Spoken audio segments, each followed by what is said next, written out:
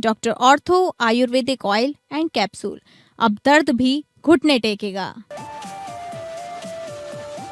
PM Modi आज राज्यसभा में राष्ट्रपति के अभिभाषण का जवाब देंगे। बुधवार को महिला सांसदों के हंगामे के चलते स्पीकर ने कार्यवाही आज तक स्थगित कर दी है। आज से 3 दिन जम्मू कश्मीर में रहेंगे गृह मंत्री अमित शाह। सीमा पर घुसपैठ रोकने की रणनीति पर होगा मंथन।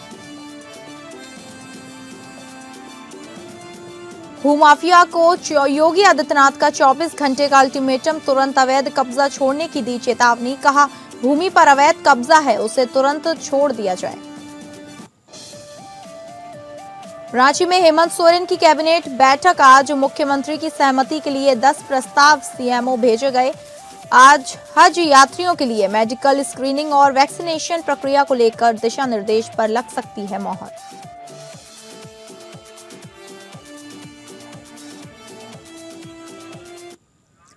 नमस्कार, आप सभी का स्वागत है और मैं हूं आपके साथ अंकिता सिंह। बुलेटिन की शुरुआत करेंगे बड़ी खबर का रुख करके, जहां पीएम मोदी आज देंगे जवाब। संसद में आज मोदी देंगे जवाब। राज्यसभा में राष्ट्रपति के अभिभाषण का जवाब देंगे पीएम मोदी। बुधवार को हंगामे के चलते कार्यवाही स्थगित कर दी थी। आपको बता दें, पीएम मोदी आज राज्यसभा में राष्ट्रपति के अभिभाषण का जवाब देंगे। विपक्षी सांसदों के लगातार हंगामे के चलते बुधवार को लोकसभा की कार्यवाही 4 बार स्थगित हुई। शाम 5 बजे प्रधानमंत्री धन्यवाद प्रस्ताव पर जवाब देने वाले हैं, लेकिन विपक्ष की महिला सांसदों के हंगामे के चलते स्पीकर संध्या राय ने कार्यवाही कल तक स्थगित कर दी। इसमें पीएम नरेंद्र मोदी का संबोधन भी चल गया। इससे पहले लोकसभा स्पीकर ओम बिरला के ऑफिस में विपक्ष और बीजेपी सांसदों के बीच भी बहस हुई। आपको बता दें, पीएम मोदी आज राज्यसभा में राष्ट्रपति के अभिभाषण का जवाब देंगे। वहीं विपक्षी सांसदों के लगातार हंगामे के चलते बुधवार को लोकसभा की कार्यवाही 4 बार स्थगित हुई। और ज्यादा जानकारी के साथ हमारे इनपुट हेड मनीष राज सिंह हमारे साथ जुड़ गए हैं। मनीष, आज पीएम मोदी अब लोकसभा में राष्ट्रपति के अभिभाषण का जवाब देने वाले हैं, उसको लेकर क्या जानकारी है? जी, मैं आपको बता दूं कि लोकसभा में 4 फरवरी की शाम प्रधानमंत्री मोदी भाषण देने वाले थे, लेकिन उनके भाषण से ठीक पहले जिस तरीके से एक अभूतपूर्व नजारा देखने को मिला कि तमाम विपक्षी दल जो है पोस्टर बैनरों के साथ पूरी तरह तैयारी में थे और एकजुट होकर रणनीति बना रहे थे प्रधानमंत्री को घेरने की। तो जैसे ही सदन की कार्रवाई शुरू हुई, कांग्रेस समेत तमाम विपक्षी सांसद वेल में पहुंच गए और स्थिति तेजी से तनावपूर्ण हो गई। इसे देखते हुए कल प्रधानमंत्री ने लोकसभा में जो अपना राष्ट्रपति का अभिभाषण पर धन्यवाद प्रस्ताव की चर्चा हो रही थी वो टल गई है। और आज जो सूचना मिल रही है कि आज प्रधानमंत्री लोकसभा में नहीं राज्यसभा में राष्ट्रपति के अभिभाषण का जवाब देंगे और अपना भाषण करेंगे। और इस तरीके से सत्ता पक्ष जो है वो तमाम तैयारियों के साथ जो सूचना मिल रही है कि तमाम तैयारी के साथ तैयार है कि विपक्ष किसी तरह की हंगामेबाजी प्रधानमंत्री के भाषण के दौरान न करने पाए। जिस तरह से कल जो हुआ, 15 मिनट पहले ही प्रधानमंत्री के भाषण से ठीक 15 मिनट पहले जो विपक्ष एकजुट हुआ और प्रधानमंत्री को घेरने की तैयारी की, उसमें को लेकर के सत्ता पक्ष के कुछ नेताओं ने ये आरोप लगाया कि प्रधानमंत्री को घेर करके हाथापाई करने की ये नौबत आई थी और इसी वजह से कल लोकसभा में प्रधानमंत्री का भाषण स्थगित किया गया। हालांकि आज जो है राज्यसभा में प्रधानमंत्री नियमित रूप से अपने भाषण को पूरा करेंगे और उसके बाद देखना होगा कि क्या विपक्ष की प्रतिक्रिया रहती है। जी, विपक्ष आज किन मुद्दों पर हंगामा कर लगता है, क्या आसार लगते हैं? देखिए, विपक्ष का जो मुद्दा है, राहुल गांधी लगातार ये आरोप लगा रहे हैं कि उन्हें सदन के अंदर बोलने नहीं दिया जा रहा है। हालांकि सदन का और सत्ता पक्ष का कहना है कि राहुल गांधी को जिन मुद्दों पर बोलना चाहिए था, राष्ट्रपति के अभिभाषण पर धन्यवाद प्रस्ताव देना चाहिए था, राहुल गांधी उन मुद्दों पर न बोल करके व्यक्तिगत आरोप लगा रहे हैं और चीन और भारत की जो रस्साकसी है उसको लेकर के सरकार को घेरने की कोशिश कर रहे हैं। राहुल गांधी को राष्ट्रपति के अभिभाषण पर बोलना था, बजट प्रस्ताव पर बोलना था, वो नहीं बोल रहे हैं, वो मुद्दे से भटक रहे हैं और इसीलिए उनको अनुमति नहीं दी जा रही है। तो लगातार जो विपक्ष है इसी मुद्दे को लेकर के अपना दबाव बना बनाए हुए है और इसी मुद्दे को लेकर के हंगामा कर रहा है। आज भी सदन में हो सकता है कि इस बात को लेकर के हंगामा हो, लेकिन प्रधानमंत्री की जहां तक कार्यालय से सूचना मिली है कि आज राष्ट्रपति के भाषण पर राज्यसभा में प्रधानमंत्री अपना भाषण पूरा करेंगे। जी ठीक है, बहुत बहुत धन्यवाद आपका जानकारी देने के लिए। तो आपको बता दें कि आज पीएम मोदी राज्यसभा में राष्ट्रपति के अभिभाषण का जवाब देंगे।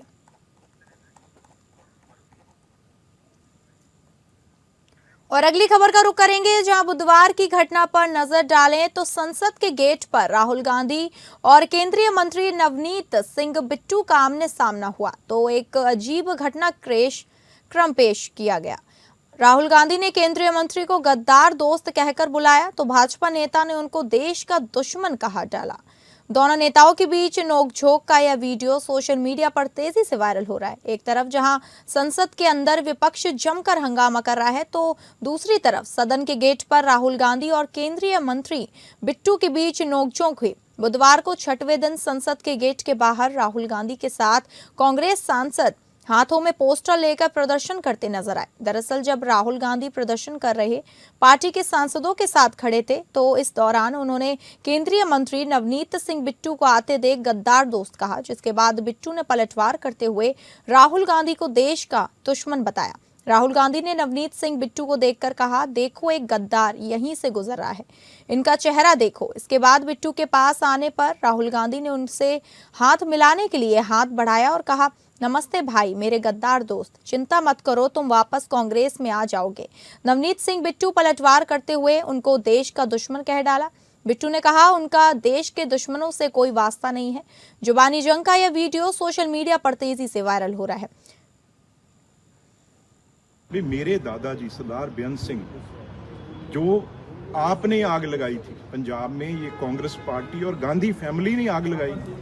हमारे सबसे बड़े गुरुद्वारा, पवित्र गुरुद्वारा गुरु ग्रंथ साहब जी के वहां पे अंगों में गोली लगी, दरबार साहब गोल्डन टेम्पल में, और ढह ढेरी कर दी। और हजारों सिखों को, पंजाबियों को इन्होंने निशाना बना बना के उनका कत्ल करवाया, हमारी बहनों माओं के साथ मर्डर करवाया।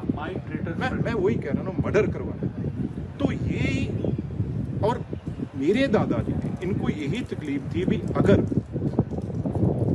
राजीव गांधी जी का नाम शहीद लेना पड़ता है तो साथ में शहीद आजम सरदार बेअंत सिंह भी कहना पड़ता है। मैं भी उस परिवार से आता हूँ, ये तकलीफ है। और अगली बड़ी खबर का रुख करेंगे, जहां अमित शाह आज से 3 दिवसीय जम्मू कश्मीर के दौरे पर। आतंक रोधी अभियानों पर हो सकता है मंथन, सुरक्षा स्थिति पर उच्च स्तरीय समीक्षा बैठक होगी। आपको बता दें केंद्रीय मंत्री अमित शाह आज से जम्मू कश्मीर के दौरे पर हैं। शाम 5 से 7 फरवरी तक जम्मू कश्मीर के 3 दिवसीय महत्वपूर्ण दौरे पर आ रहे हैं। जम्मू कश्मीर के बजट सत्र और किश्तवाड़ व ऊधमपुर में जारी आतंक रोधी अभियानों के बीच हो रहा है। यह दौरा सुरक्षा की दृष्टि से अहम माना जा रहा है। शाह के दौरे से ठीक पहले कश्मीरी पंडितों की हत्या का एक पत्र वायरल हो गया। शाह जम्मू में प्रदेश की सुरक्षा स्थिति पर उच्च स्तरीय समीक्षा बैठक करेंगे और कठुआ जिले के हीरानगर सेक्टर में अंतर्राष्ट्रीय सीमा पर भी जाएंगे। सूत्रों के अनुसार घुसपैठ रोकने के लिए बीएसएफ की ओर से सीमा पर लगाए गए नए उपकरणों का भी केंद्रीय गृह मंत्री निरीक्षण करेंगे। वे सीमा चौकियों पर जवानों से मुलाकात कर उनकी आवश्यकताओं व चुनौतियों पर बात करेंगे। आपको बता दें कि हीरानगर और सांबा सेक्टर आतंकी घुसपैठ के लिहाज से बेहद संवेदनशील रहे हैं। शाह स्थानीय प्रशासन और सुरक्षा अधिकारियों के साथ बैठक कर क्षेत्र की सुरक्षा रणनीति को और मजबूत बनाने पर बल देंगे।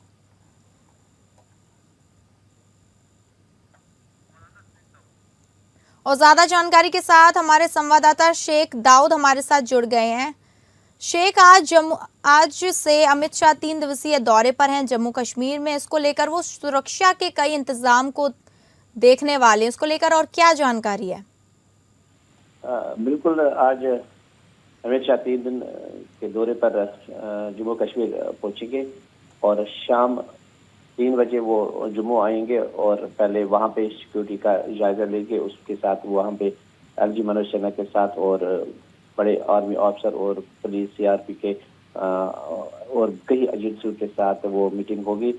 तो आपको मैं बताता चलूं कि जो रिसेंटली जो पाकिस्तान की तरफ से एक बार फिर जो नापाक हरकतें देखने जी। को मिल रही है, चाहे अगर हम उधमपुर या किश्तवाड़ की बात करें, पिछले 2 हफ्तों में अभी तक 5 जो पाकिस्तानी मिलिटेंट है उनको मार दिया गया है, और कल भी उधमपुर में 2 मिलिटेंट और किश्तवाड़ में 1 मिलिटेंट मारा गया, और वहां पे सर्च ऑपरेशन जारी है। उसी मद्देनजर देखते हुए आज अमित शाह यहाँ पहुंचेंगे और सिक्योरिटी एजेंसी के साथ इस चीज पे एक जायजा मीटिंग लेंगे, ताकि ये देखेंगे जो जम्मू साइड के जो ये बॉर्डर है, आखिरकार पाकिस्तान में कुछ अब ट्रेंड चेंज के, इससे पहले वो कश्मीर के कई बॉर्डरों से कश्मीर की तरफ रुख कर रहे हैं, लेकिन अब इस बार जम्मू साइड जहाँ पुंछ है, राजौरी है, किश्तवाड़ है या उधमपुर है, वहां से इन्फिल्ट्रेशन का जो अंदेशा है वो कहीं ना कहीं देखने को मिल रहा है। तो उसी सिलसिले में आज Amit Shah high level security meeting का जायजा लेंगे। जी ठीक है, बहुत बहुत धन्यवाद आपका जानकारी देने के लिए। तो आपको बता दें, अमित शाह आज से 3 दिवसीय जम्मू कश्मीर के दौरे पर हैं। वहीं सुरक्षा स्थिति पर उच्च स्तरीय समीक्षा बैठक भी होगी। हेमंत सोरेन की कैबिनेट बैठक, मुख्यमंत्री की सहमति के लिए 10 प्रस्ताव सीएमओ भेजे गए। हज यात्रियों के लिए मेडिकल स्क्रीनिंग का मसला भी रहेगा।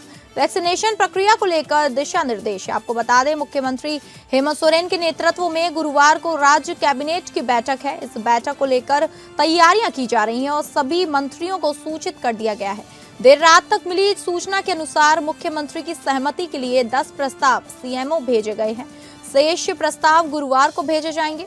राज्य ब्यूरो रांची हज की तैयारियों को लेकर झारखंड सरकार ने स्वास्थ्य स्तर पर कमर कस ली है।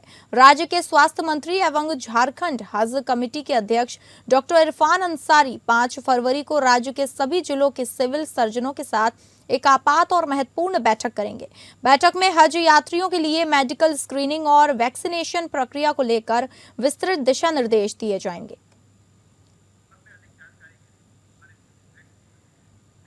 और ज्यादा जानकारी के साथ हमारे ब्यूरो हेड अजय सिंह हमारे साथ जुड़ गए हैं।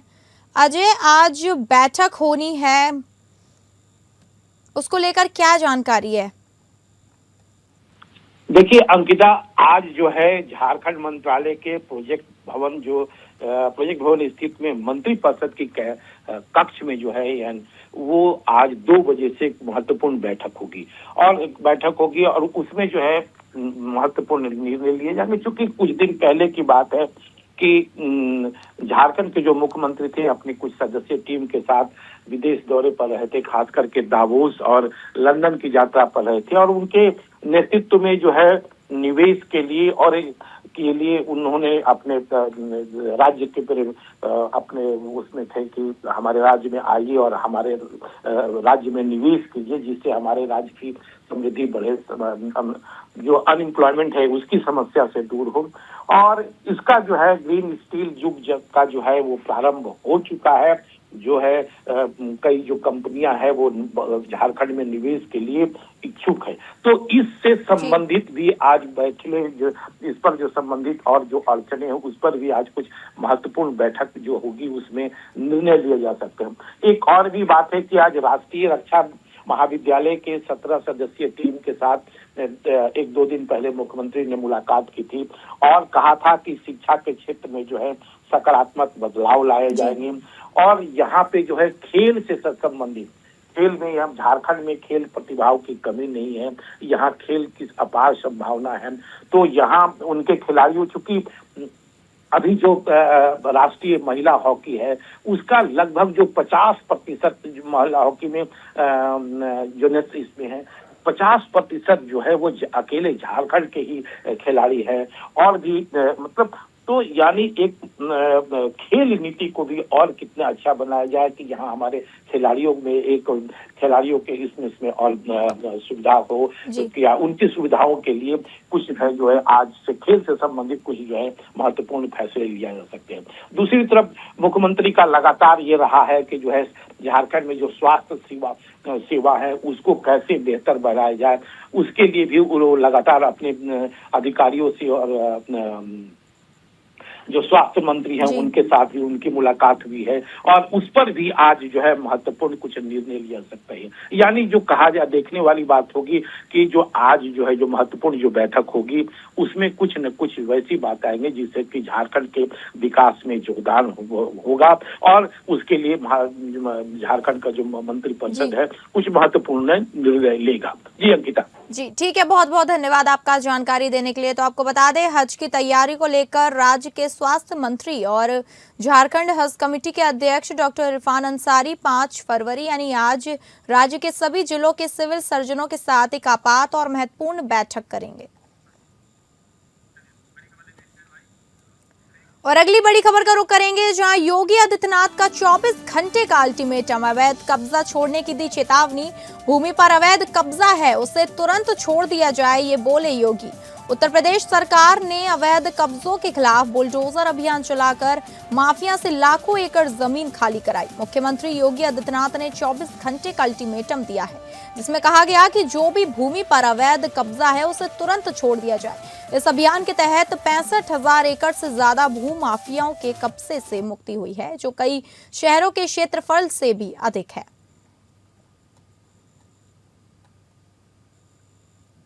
आपको बता दें, योगी आदित्यनाथ का 24 घंटे का अल्टीमेटम है। अवैध कब्जा छोड़ने की चेतावनी देते हुए सीएम योगी ने कहा कि भूमि पर अवैध कब्जा है तो उसे तुरंत छोड़ दिया जाए। वहीं यूपी सरकार ने अवैध कब्जों के खिलाफ बुलडोजर अभियान चलाकर माफिया से लाखों एकड़ जमीन खाली कराई है। सीएम योगी आदित्यनाथ ने 24 घंटे का अल्टीमेटम दिया है।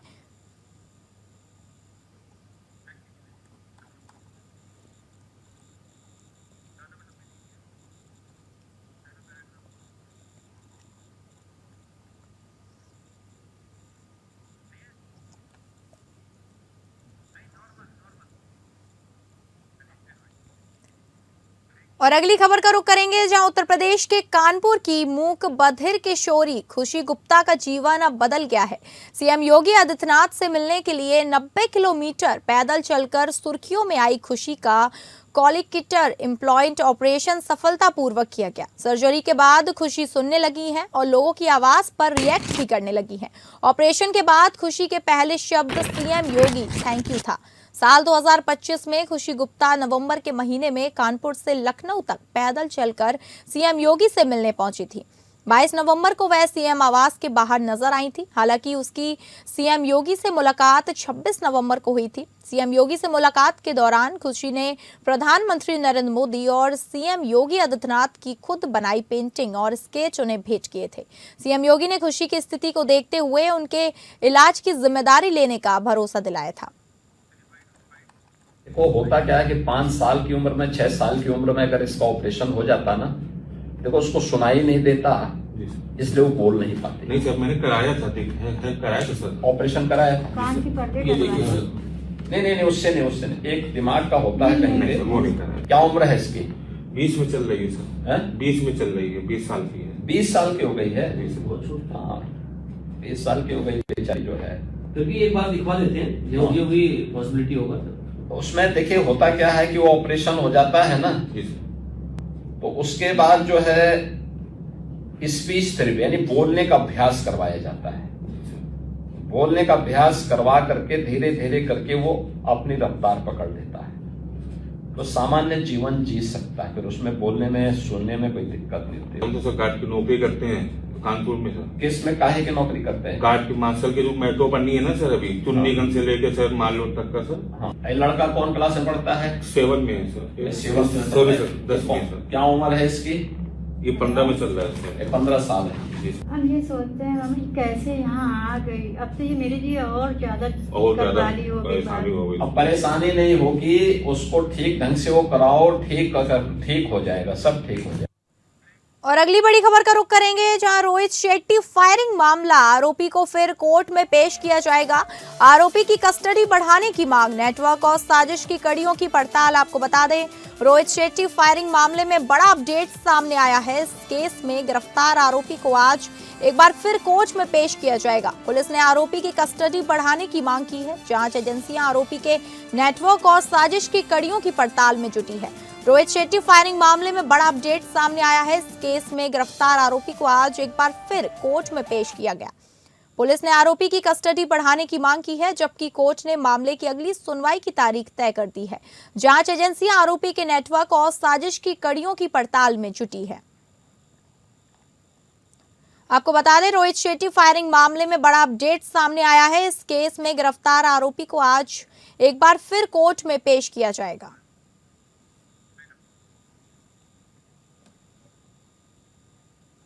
तो फिलहाल इस बुलेटिन में इतना ही। नमस्कार।